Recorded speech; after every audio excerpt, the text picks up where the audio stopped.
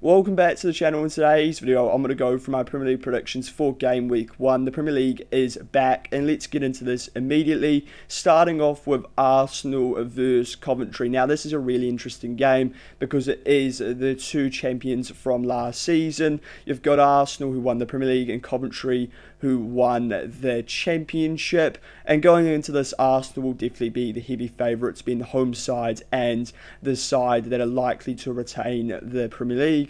And they're coming off a really good win in the Cup against Manchester City. And if they deliver a similar performance, they should absolutely batter Cov. To be honest, this is such a difficult game for Cov going into it. I like the two signings that Arsenal have made so far. I think Bruno Guimaraes is one of the best signings of the summer, if not the best. And I also think Zolis is a really good piece of business. I still think they could add a bit more quality, could Arsenal, but right now I still think they're absolutely fine. There's definitely enough there to win the league. In terms of some injury concerns for Arsenal, Saliba is out for this game, and Timber looks like he could be out, and I'd be surprised if players like Bukayo Saka start in this game, but I don't think it should really matter. Looking at Coventry going into this game's pretty much a write-off for them. If they pick up a result, it's absolutely fantastic. If they don't, it really doesn't matter. In terms of some of the additions they've made this summer, they brought in that Urinke into midfield. They're also set to announce the signing of Siddiqui Sharif. As of recording, hasn't quite been announced. And Taiwo Wadney's also been bought by Coventry recently. So I think they've made some good additions, and they've also got Rushworth back in goal. That's absolutely crucial for Coventry. He was brilliant for them in the Championship last season. But realistically, it doesn't matter. I'm going to go with a 3-0 win for Arsenal over Cov, a rather convincing win. Then I'm on to the next game, which is between Hull and Manchester United. Once again, we've got a clear favourite going into this game, and it is Man United. And so far this summer, I think they've been rather quiet. All they've added is Yuri Tielemans, but despite this, there is quality in that side. Bruno Fernandes, you've got Mateus Cunha, you've got Brian Mbeumo, who's a good player, you've got Lamins in goal, who had a really good season. I think the only concern really for Man United is that defence. I still think it's quite average, and there's a lack of depth in that defence right now. Looking at Hull going into this game, once again, similar to Arsenal, this is just a game for Hull where if they pick up a point or a win, it's absolutely brilliant. But if they don't, it doesn't really matter. There's other games that are going to be more important down the line. But I don't think this will be really easy for Man United because Hull are the home side. There'll be a good atmosphere considering it's their first Premier League game back. And Hull will set up in a difficult way. You can guarantee that under a manager like Jukovic, who I think is absolutely brilliant. But where Hull City are going to have issues is so far, I think they've been too slow to add players into their squad this summer. And there's just obvious weaknesses in the side. First of all, that defence just isn't good enough right now. And especially Lewis Coyle, I think he's just going to be really exposed at right back. And I think whoever plays at left wing for Man United will score at least one goal in a 2-0 win for United over Hull. That's what I'm predicting for this one, but I'd love to see Hull City pick up a result in that one. And I think they could because United can struggle to break down low blocks, and I expect Hull City to play this style of football, but I just think quality will prevail in this one. Then I'm on to Everton versus Crystal Palace. Everton going into this game have been rather quiet this summer. All they've really done is added midfielders in Hayden Hackney and Christian Norgard. Where Everton are lacking quality right now is in the fullback positions, but I feel like we've been saying this for years now, and Everton still need to address this position. It's absolutely ridiculous, really. But despite this, Everton have definitely got enough quality in their side to beat Crystal Palace. Looking at Palace going into this game, Palace have had quite an interesting summer. Obviously, a new manager coming in there for loss, someone like Lacroix. I don't think that's as big of a loss as some people are making out. And so far, Palace have added quite a bit of quality into that side. They've just added in that wing back, Khalif, to potentially replace Daniel Munoz, who could also be leaving the club, and I think Palace will be a solid side this season. I was a little bit worried about them when they lost Glasner, but I think they've brought a really good manager in Perisic. and I think they will have enough this season to compete and potentially go far in Europe. In terms of prediction for this game, I'm going to go with a 1-1 draw between Everton and Palace. Then I'm on to the next game, which is between Ipswich and Sunderland. Ipswich need to see this game as an opportunity to get off to a good start. The other promoted sides have been given tough games. Ipswich's game is definitely winnable, and Ipswich have done enough business so far to put themselves into a position where they've definitely got quality in their side. They've added players like Sasa Lukic, they've added Issa Diop, Maeda, they've also added Fatawu, Emerson, so just a lot of players that should be ready to play in the Premier League. They've also added Julian Ciso, who was previously on loan at the side, and I think he will be a decent option. And they've also added that Otara at right back. I think he's going to look like quite a good player, and I think he could have a good season. Looking at Sunderland so far, they've done absolutely nothing. Nothing has changed about the side. They need to do a lot before the window ends because they have European football to deal with this season, so they're going to need to add extra depth. Otherwise, they are going to struggle to handle the multiple competitions a week. In terms of a result for this one, I'm going to back the Ipswich win. It's their first game back in the Premier League, and I think the atmosphere will be top, and I think this will be enough to get them over the line. I'm going to go with a 1-0 win for Ipswich over Sunderland. Then I'm on to Forest vs Leeds. Two sides that have been impressed with what they've done so far this summer. Mainly with Forest, it's about bringing in a quality manager in Oliver Glasner, but they've also made that they've also signed Diamonde, and then they've also brought that Schlager into midfield. I think it's a good addition. Obviously, the big loss for Forest this summer has been Ali Anderson, but there is still quality in that side, and I'm expecting a really good season from Forest. Like Forest, Leeds have also had a really good summer, and I'm expecting a big season from Leeds. Leeds have added quality in with the likes of James Trafford. That's a brilliant keeper. They've also added that Mihajlovic at centre half, and then Harry Wilson on a free transfer. I think these are two sides that have had very good summers.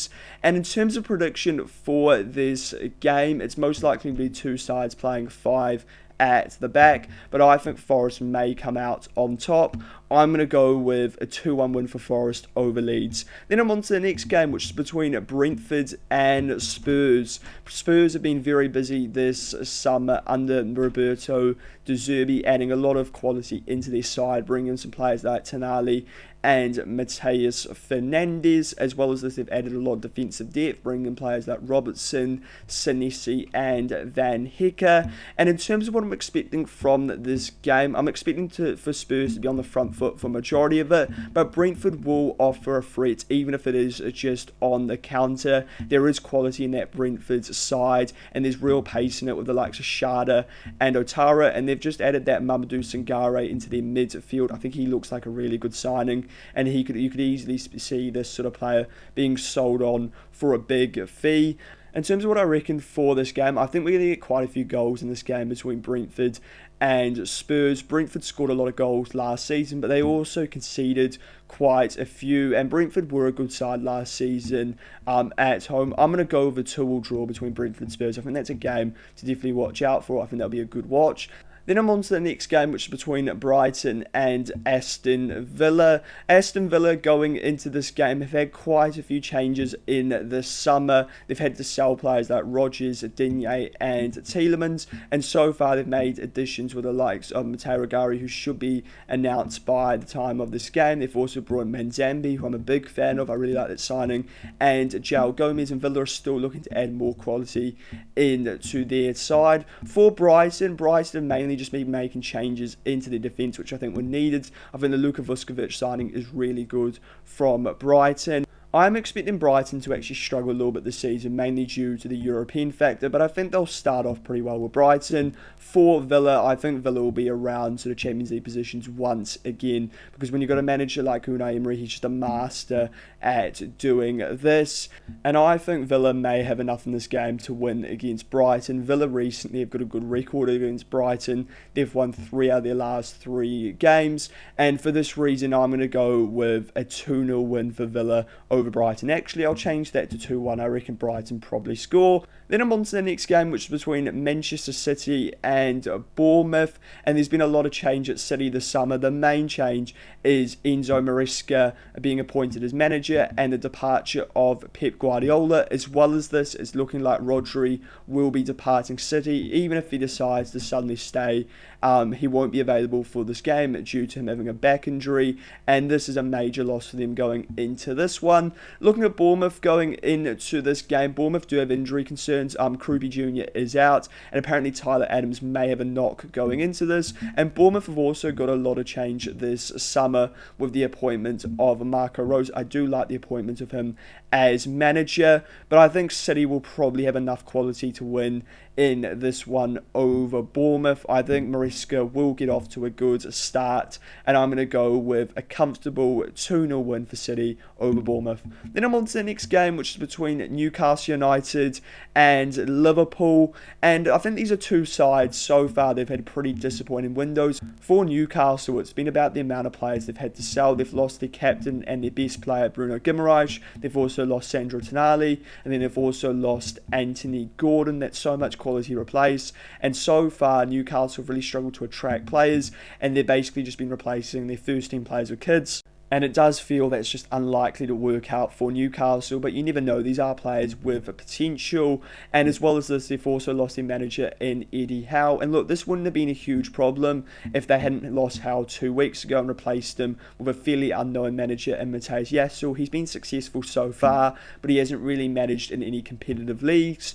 Looking at Liverpool going into this, I think I've been disappointed with the lack of business from Liverpool. I felt Liverpool needed 4 or 5 players this summer. So far, they've brought in 2, and neither of the signings I'm that sold on. Victor Munoz, I think, is a decent option for the future, but not a starter.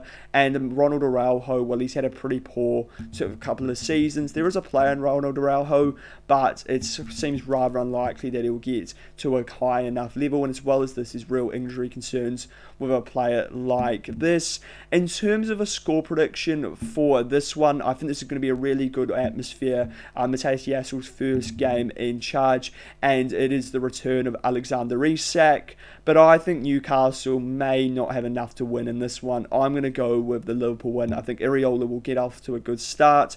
I'm going to go with a 2-1 win for Liverpool, and let's go with an Alexander Isak winner, and he rubs it in to the Newcastle faithful. And then I'm on to the final game, which is between Fulham and Chelsea. And these are two sides with new managers. Looking at Fulham, I've been very clear around Fulham this summer. I think Arbeloa will either really work out as a manager or he'll really struggle. So far, I think he'll probably struggle. And I think Arbeloa could be one of the first managers to be sacked. In terms of some of the signings they've made so far, they've brought in that Shea Charles from Southampton. I think that's a good signing by Fulham, and they've also brought in a couple of players from Real Madrid. Gonzalo Garcia, I'm a fan of that, but I haven't seen the other player play at all. Looking at Chelsea, I've been a fan of what Chelsea have done so far. People will say, what's the point of bringing in players like Welbeck, Henderson? But Chelsea need that experience. Last season had a ridiculous number of red cards, and I think their dressing room atmosphere last season was absolutely terrible, especially under Rafinha. I think the Henderson and Welbeck will definitely help with that, and the appointment of a good manager in Alonso should deal with this problem. As well as this, I feel like Chelsea are finally learning their lesson around you can't just buy young players and go with an inexperienced manager, and they've finally appointed a top manager in someone like Xabi Alonso. As well as this, I think they've made some really good additions, bringing in Cole Palmer and Morgan Rogers, and I think both of those two players will really suit the system, playing as left hands and right hands and a 5 at the back. And I'm expecting a positive start for Chelsea in this one. I'm going to go with a 2-0 away win for Chelsea over Fulham.